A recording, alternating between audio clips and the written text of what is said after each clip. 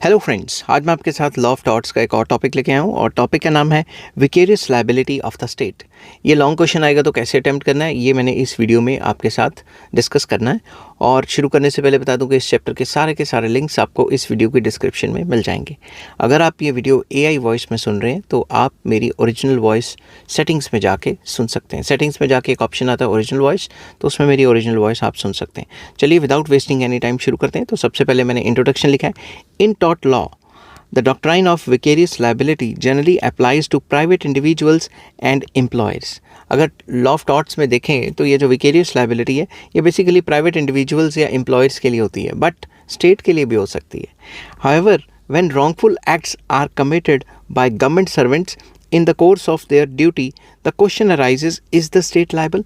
अगर सरकारी एम्प्लॉयमेंट के दौरान अगर सरकारी एम्प्लॉयज़ कुछ गलत काम कर देते हैं, कोई रॉन्गफुल एक्ट कर देते हैं, तो क्वेश्चन अराइज होता है कि भाई क्या स्टेट के ऊपर लाइबिलिटी बन सकती है या नहीं बन सकती। इस क्वेश्चन का जवाब हम इस वीडियो में देंगे।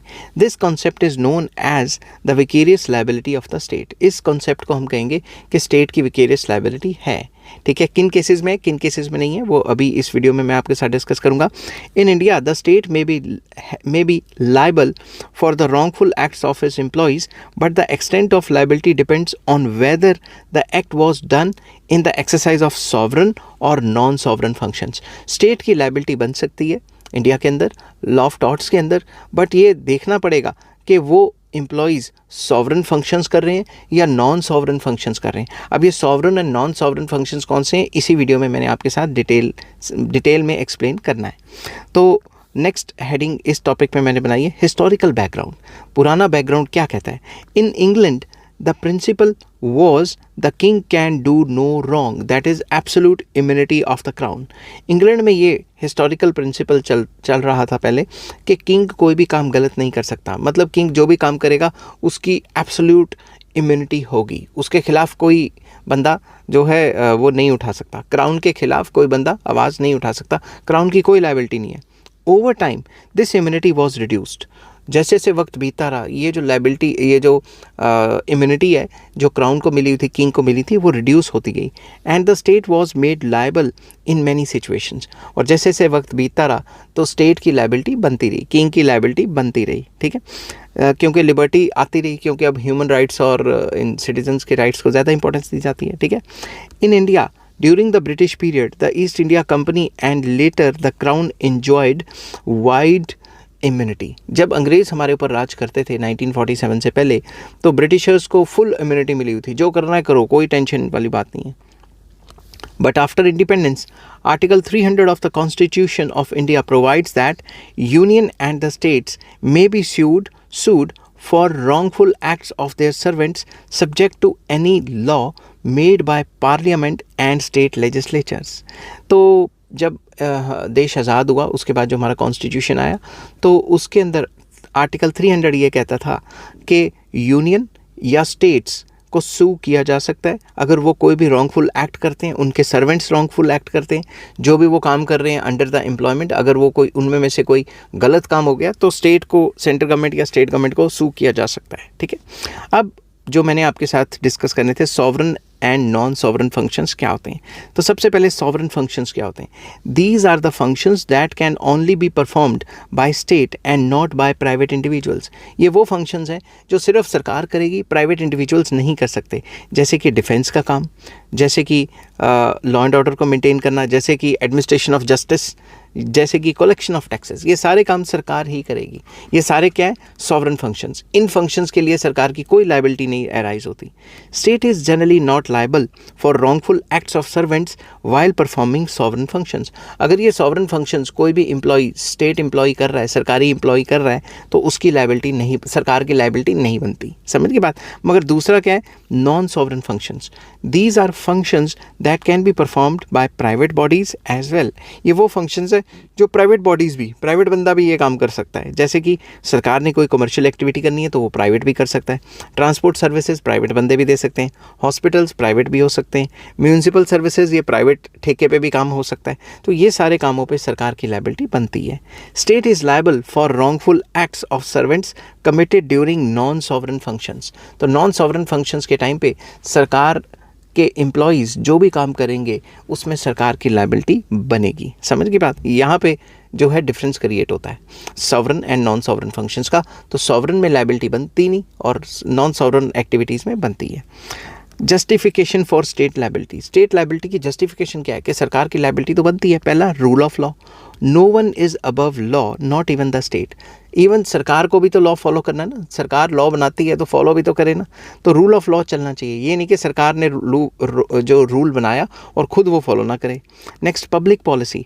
Citizens should not suffer due to wrongful acts of the public officials. ये भी एक धारणा मानी जाती है कि सरकारी एम्प्लॉयज़ की गलतियों की वजह से सिटीजन्स क्यों सफ़र करें। सरकारी एम्प्लॉयज़ अगर कुछ उल्टा पुल्टा काम करते हैं, रॉन्गफुल एक्ट करते हैं, तो क्यों सफ़र करे पब्लिक, आम जनता क्यों सफ़र करे। तीसरा आ जाता है deep pocket theory. State has resources to pay compensation. अगर कोई रॉन्गफुल एक्ट हुआ है तो सरकार के पास तो बहुत पैसा है, टैक्स इकट्ठा करती है सरकार, तो पैसा भर दे, क्या दिक्कत है। Accountability in democracy. It ensures government remains answerable to the citizens. ये जो लॉ है विकेरियस लायबिलिटी का, vicarious liability of the state, ये इंश्योर करता है कि भाई गवर्नमेंट आंसरेबल रहे अपने सिटीजन्स के लिए। अगर कोई भी काम किया है तो सरकार की लायबिलिटी बने, ठीक है। अब कुछ केस स्टडीज़ हैं, जैसे peninsular and oriental steam navigation company versus secretary of state, 1861 का केस है कलकत्ता हाई कोर्ट का। फैक्ट्स क्या थे? Government workers while handling a government elephant caused injury to the plaintiffs servant. तो ये केस था कि भाई गवर्नमेंट के वर्कर्स ने जो सरकारी हाथी है उसको कंट्रोल करते टाइम हाथी ने कुछ इधर उधर हरकतें कर दी, जिसकी वजह से जो प्लेंटिफ है उसके सर्वेंट को इंजरी होगी।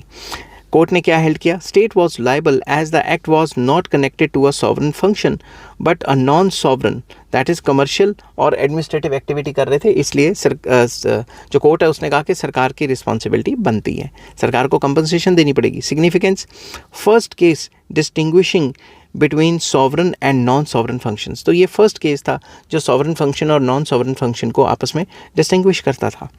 नेक्स्ट एक और केस आ जाता है state of Rajasthan versus Vidyawati, AIR 1962, supreme court 1933। Facts क्या हैं?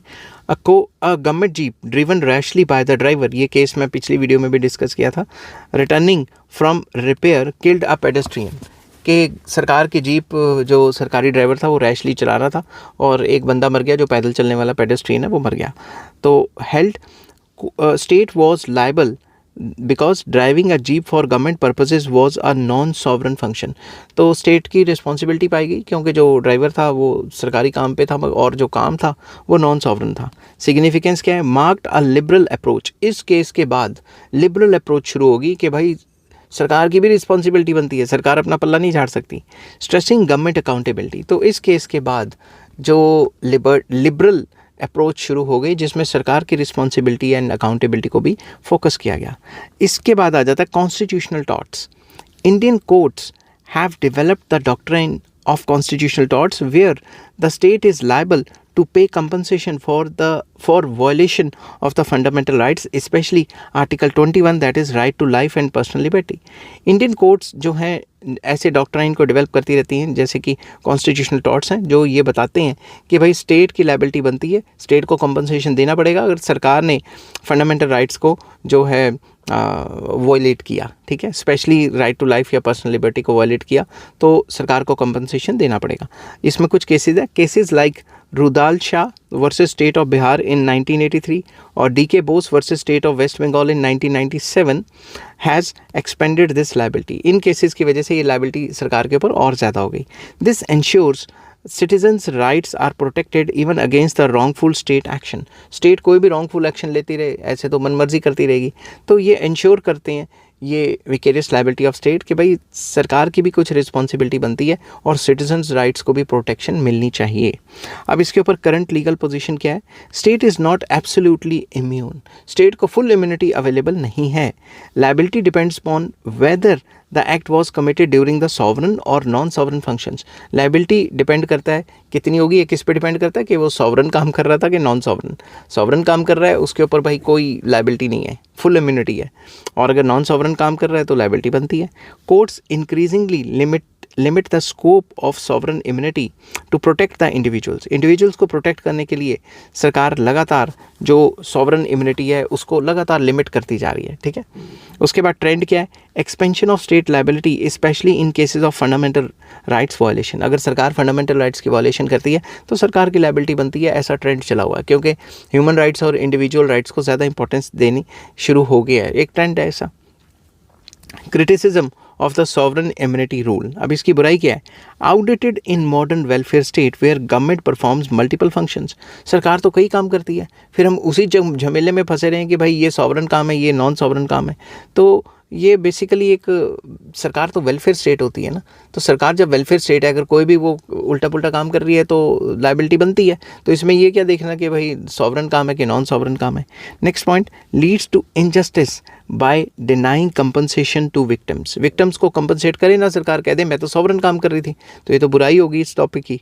नेक्स्ट, वेग distinction between sovereign and non sovereign functions. Sovereign और नॉन सॉवरन फंक्शंस पे जो इन्होंने डिफरेंस किया है वो अजीब सा ही है कि भाई कोई भी काम कर रही है सरकार, किसी को अगर डैमेज हुई है तो उसको कंपनसेट करो, ये क्या शो करना कि सॉवरन था जी नॉन सॉवरन था। Contradicts the principles of equality and justice under the constitution तो कहता है कि भाई इक्वालिटी और जस्टिस है, मगर सॉवरन काम करते हुए ये कहते हैं कि भाई हम कोई कंपनसेशन नहीं देंगे, तो ये तो कॉन्ट्रडिक्शन है। अब इस टॉपिक को करते हैं हम कंक्लूड, ठीक है। The vicarious liability of the state in India has evolve significantly evolve हुई है, चेंज हुई है। कहाँ आज़ादी से पहले फुल इम्यूनिटी थी और आज़ादी के बाद इम्यूनिटी कम हो गई है सरकार की, सिर्फ सॉवरन फंक्शंस में रह गई है। From broad immunity under colonial rule, Indian courts have gradually imposed liability on the state for wrongful acts of its servants, especially in non-sovereign functions and constitutional torts. तो constitutional torts के दौरान और non-sovereign functions के दौरान अगर कोई भी wrongful act हो जाता है by the employees of the state तो सरकार को liable बनाया जा सकता है।